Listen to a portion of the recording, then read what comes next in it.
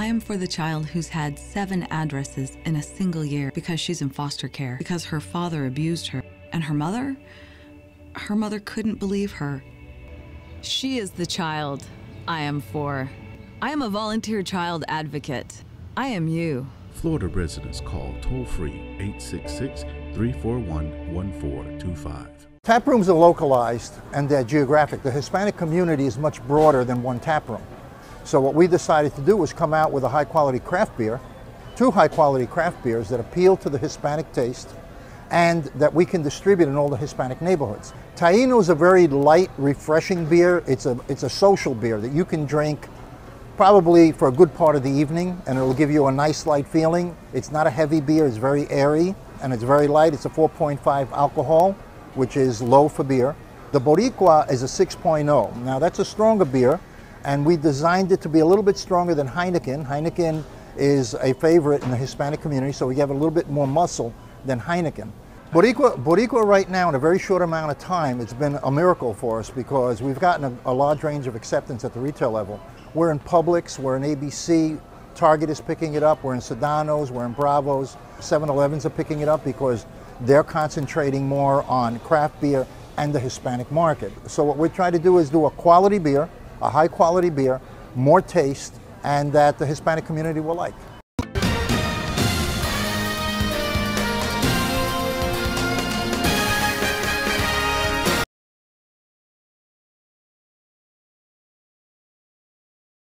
That flag is now history in that courtroom, as long as a judicial officer there.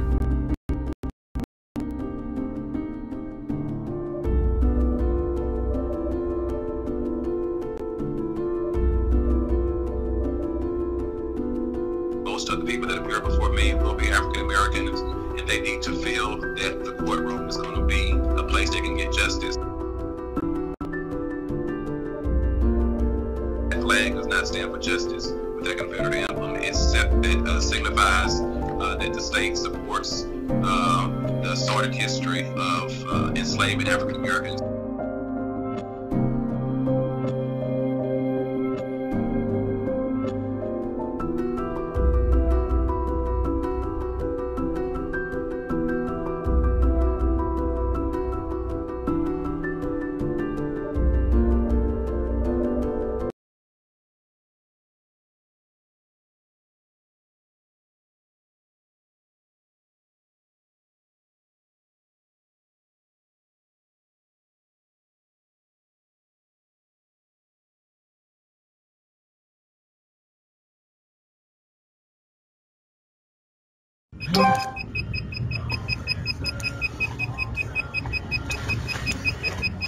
You're gonna go? I'll stay here.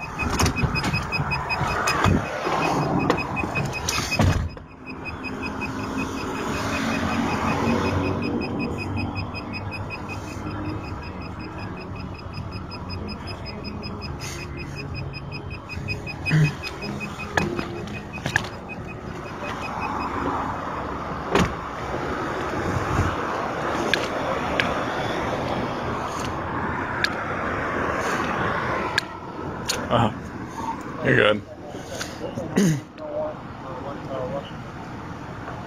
What agency are you with? I'm the state attorney. Alright. Thank you. Your tag didn't come back. Never seen that before. I'm sorry? Yeah. We're good now. So it was... We ran the tag. I've never seen it before. A Florida tag. It's never come back to anything before. So that's the reason for the stop. What was the tag run for? I'm sorry? What was the tag run for? Oh, we run tags all the time, whether it's at traffic lights and that sort of stuff. That's how we figure out if, cars are stolen and that sort of thing. Also, the windows are really dark. I don't have a tint measurer, but that's another reason for the stop. All right. Do you guys have cards on you? Yeah, one second. Actually, this isn't my car, but I can write my name down if you'd like. Yeah, you put my name down.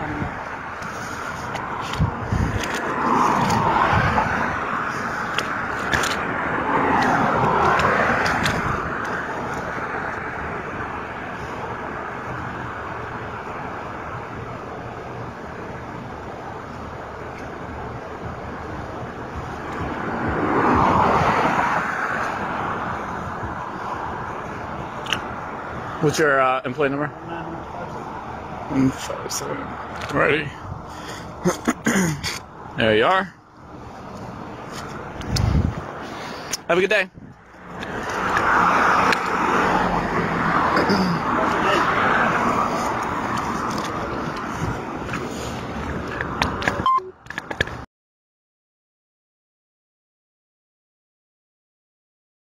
Thank you, Mr. Speaker. So the ruling party in Puerto Rico staged an election, and they're very proud of the results. They say 97% of Puerto Ricans support statehood and that the United States should grant statehood right away because of it. Yeah, they got 97% of the vote. That's pretty impressive, the kind of numbers that would make Putin jealous and Saddam Hussein green with envy if he weren't dead already. And the reason why the stateholders got 97% of the vote was pretty much the same reason those two guys get 97% of the vote. Only one political party participated. All the other parties thought the election was so rigged and so predetermined for the outcome the sponsors wanted that they didn't even think it was worth taking and participating. And the vast majority of Puerto Ricans agreed. Only 23% of the people voted. 77% boycotted the election because they didn't think it was worth their time. And they were absolutely right.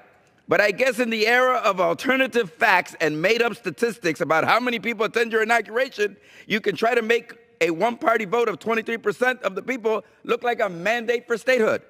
But I'm here to warn my fellow Democrats not to believe the hype for 1 second. Those who are peddling the fantasy of statehood sometimes call themselves Democrats.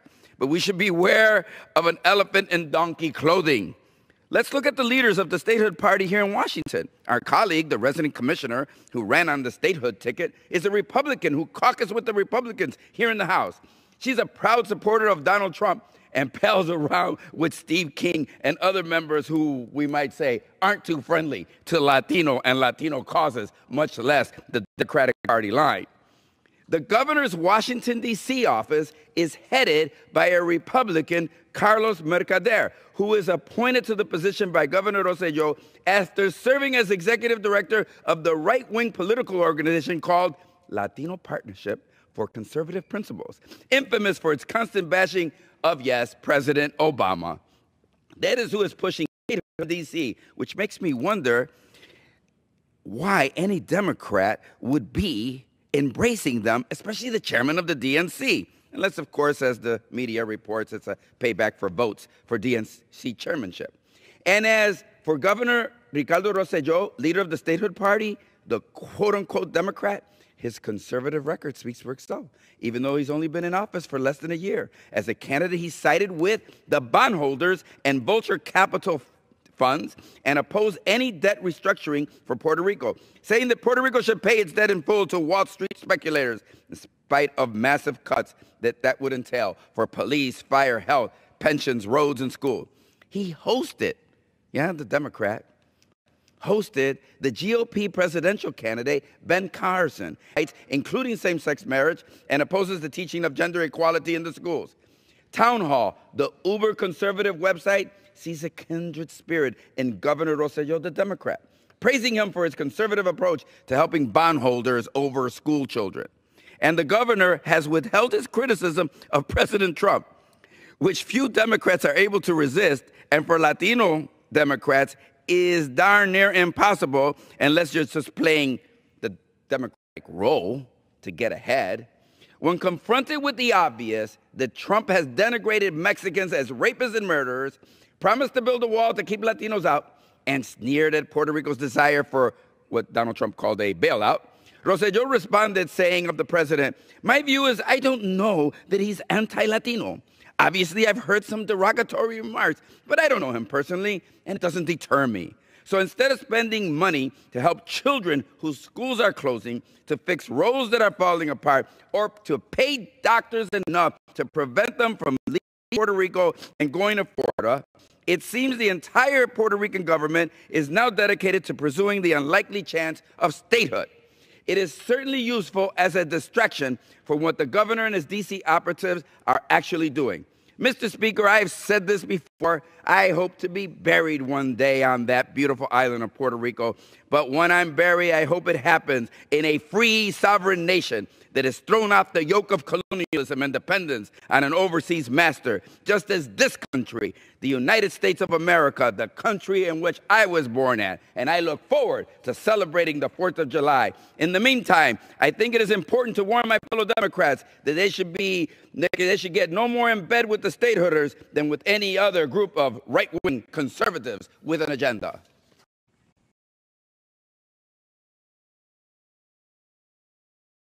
Hi, I'm Danny Ramos, and this segment is called I Don't Get It. There's a lot of things that are happening in Central Florida that I just don't get, so we're starting a series as a commentary about these facts that we want to bring to the community. What I don't get is how it's possible for there to be 14,000 homeless children in Orange, Osceola, and Seminole counties. These three counties have 1/5 of the entire state's homeless population for children. Now, when you have 13,000, almost 14,000 homeless children, a total of 26,000 when you include the other counties of Central Florida, what are we facing in 3 and 4 and 5 years? What you're going to have is 26,000 homeless teenagers. And then you're going to have 26,000 homeless young adults. If we don't do something about this, this is going to produce such a negative social effect on our community. We are a tourism community. So how is it that we have so many homeless children? Well, Central Florida is an attraction. People come here and they land up getting part-time jobs, they land up getting high turnover jobs in the tourism industry, and they become homeless. Right now, we have shelters, people living in shelters. We have people sleeping in cars. I'm talking about children. Let's just talk about the children. We have children living in vans, in temporary housing, in motels. We have children sleeping in cars and vans. And it's an absolutely horrendous situation because these kids actually go to a 7-Eleven to wash up and then they go to school. And the parents aren't going to report it because the social services are going to take these kids away from their parents. So this is a constant situation that's getting worse and worse and worse every year. We have to do something about it as a society.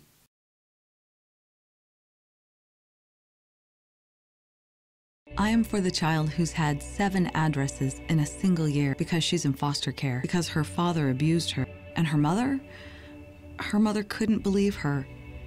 She is the child I am for. I am a volunteer child advocate. I am you. Florida residents call toll-free 866-341-1425. Esto es amor de verdad, nadie lo puede dudar. Step up to craft beer. Taino Light Lager has a crisp, refreshing Caribbean-style flavor. Boricua Craft Ale, full-bodied flavor for the true beer drinker. Stop drinking beer water. Taino Craft Light Lager and Boricua Strong Craft Ale. Feel the rhythm and come up to craft beer.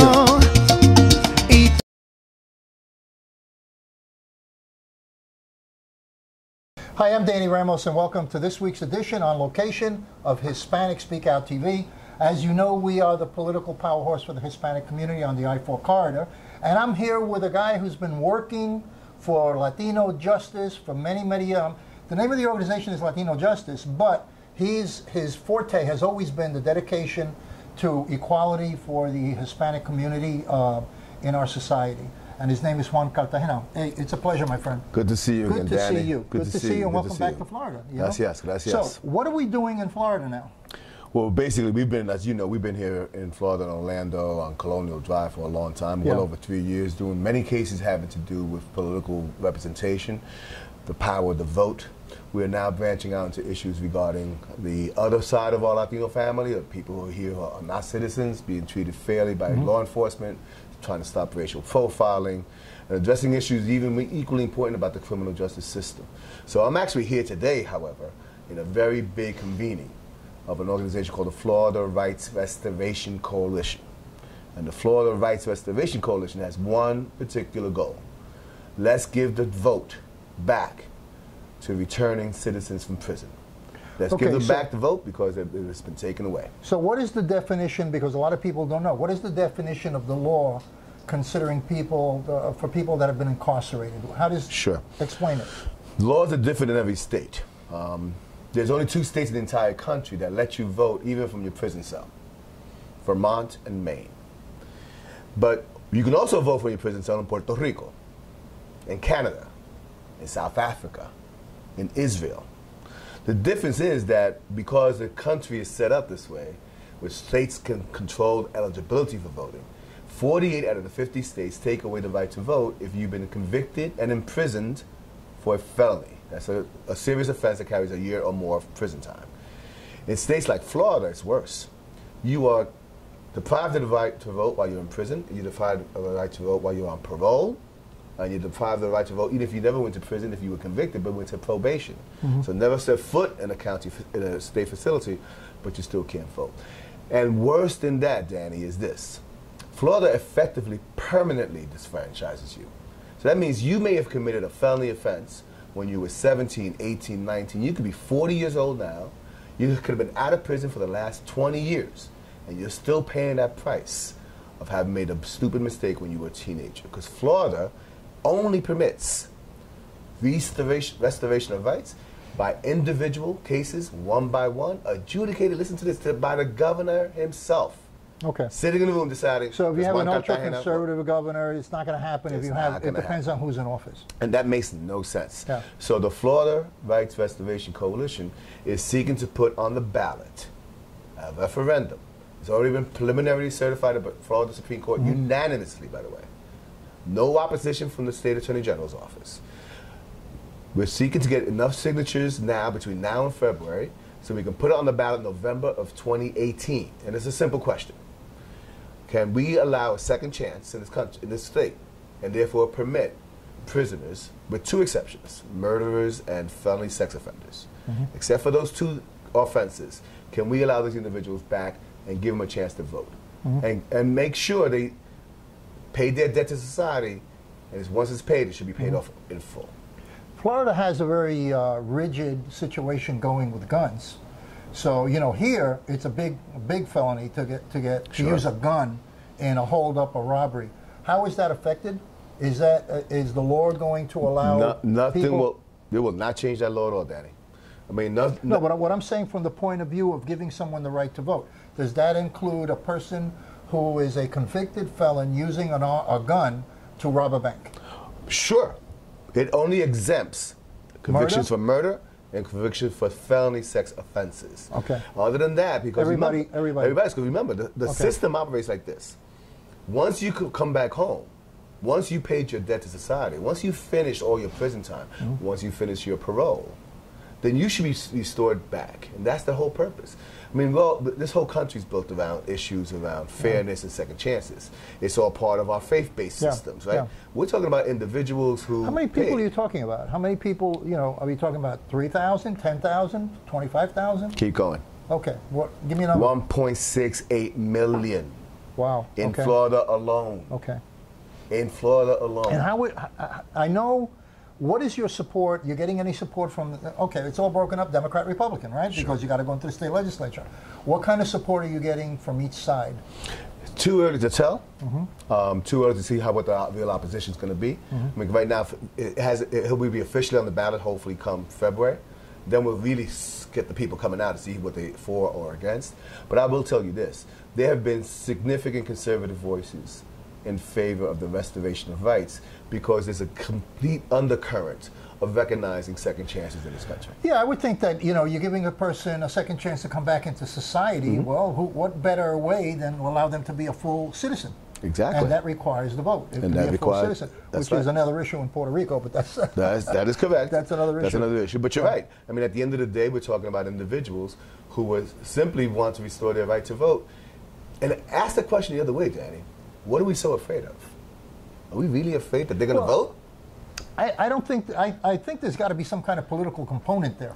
In other words, do they look at this group of 1 over 1 million people as leaning Democratic or Republican, so that you're getting a pushback based upon the theory of how they're going to vote?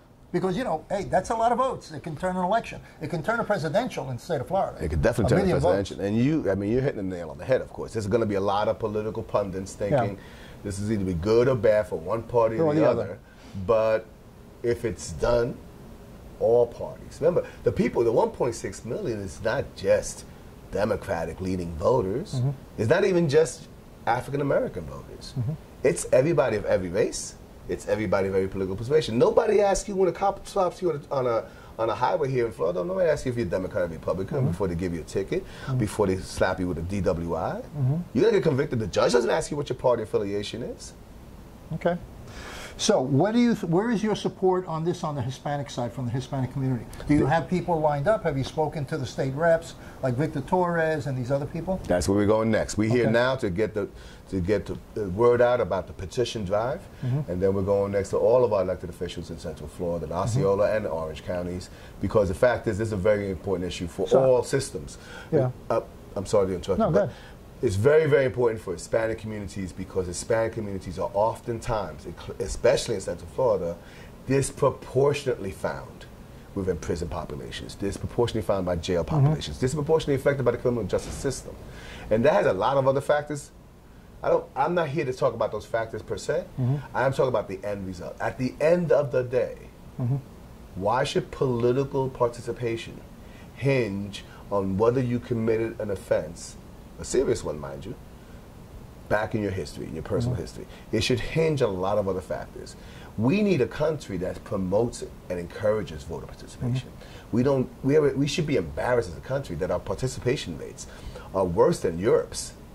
You know, Puerto Rico people vote 80th percentile in global elections, right? You know that. Puerto Rico voting is taken seriously. But come in this country, people of all races, it's like a lot of indifference. We should be promoting voting. We should be promoting access. And this does it for people who need a second chance to do so. Okay, so you're going to be here for how long?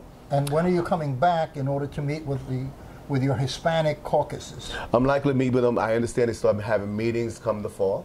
So we'll be back here at the end of August, September as well. There's other issues that we have to deal with. There's a lot of issues in Florida we want to promote in the area of criminal justice reform. There's a data gap problem.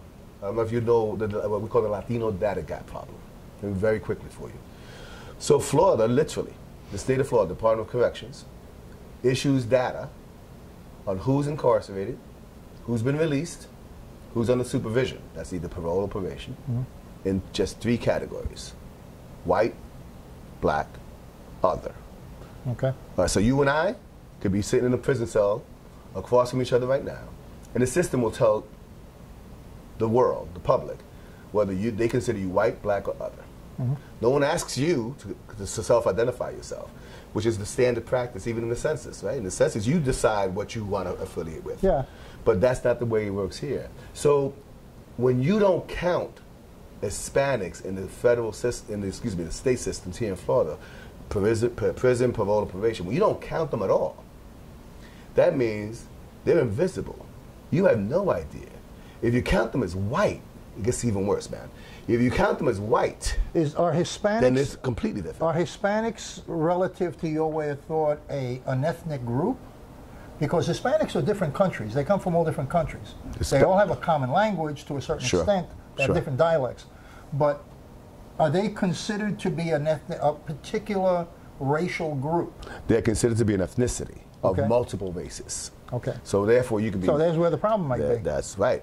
However, that problem has been solved in every other state. Many states, not all, but in many states. In Florida, which has the 3rd largest population of Hispanics in the entire country, should be able to answer the question. How many Hispanics are in prison? How come they can't answer that question? In fact, here's what they answer. That the answer, there's about 42% whites, 46% blacks, and the remainder are other. So if you listen to that answer, which is the official answer, you would think 2 things. One is, wow, there's as many whites as African Americans in the prison system in Florida.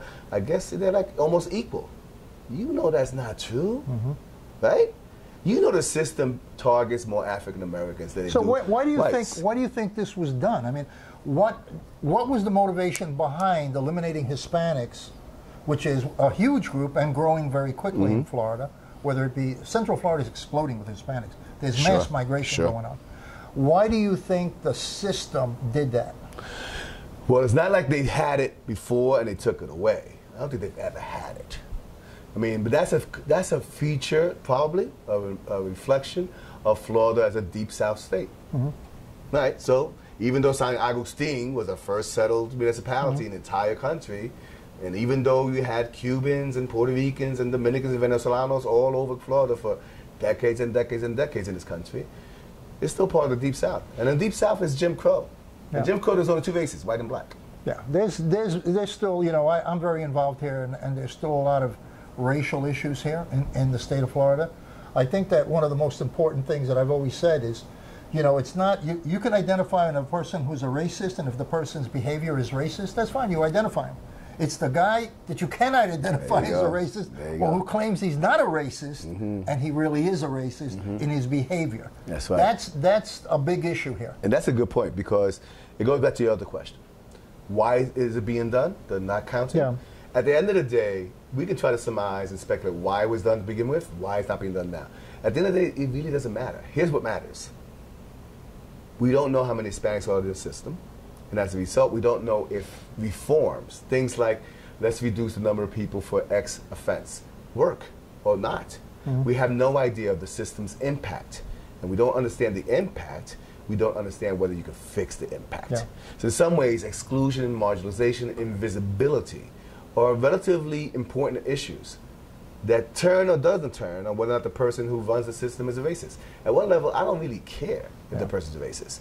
I know exclusion, marginalization, and invisibility. And that's where Hispanics are in Florida, because they're not even counted. When you put that together with a larger issue of who can't vote in the state of Florida because of a previous crime and after they paid their debt to society, that's the problem. Well, you know something, Juan, is that's the bad part. The good part is that we're crossing a bridge right now here. We have, when we first came down here 20 years ago, there wasn't one Hispanic elected official. Now in Central Florida, they're all over the place. In Miami, they're all over the place. And about 3 weeks ago, there was the Osceola, which is Kissimmee, which is the Mecca of Puerto Ricans. We had the first 3 captains of the Sheriff's Department that were appointed. And all 3 of them were Puerto Rican. That didn't exist before, and that was a big move. That to have law enforcement at that level in a county which has been traditionally old school, and now even though it was a Puerto Rican county, I mean, Kissimmee is huge Puerto Rican, and they didn't have anybody in the Sheriff's Department that had been appointed at a high level. And now they have, just recently, in the last 3 weeks ago, they appointed 3 sheriffs that are Puerto Rican to be captains. So you're at a time where, you push it, it's going to happen. It's going to start to change. It's going to start to fall. It's going to start to change. That's very, very important. That gives us all a ray of hope.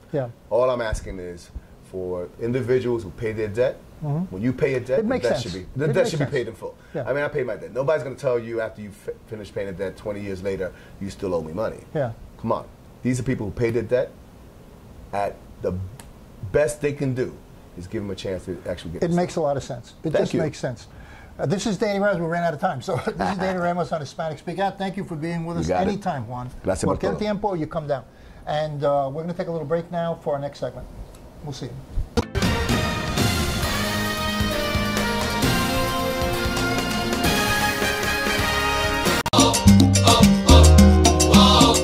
Esto es amor de verdad, nadie lo puede dudar. Step up to craft beer. Taino Light Lager has a crisp, refreshing Caribbean-style flavor. Boricua Craft Ale, full-bodied flavor for the true beer drinker. Stop drinking beer water. Taino Craft Light Lager and Boricua Strong Craft Ale. Feel the rhythm and come up to craft beer.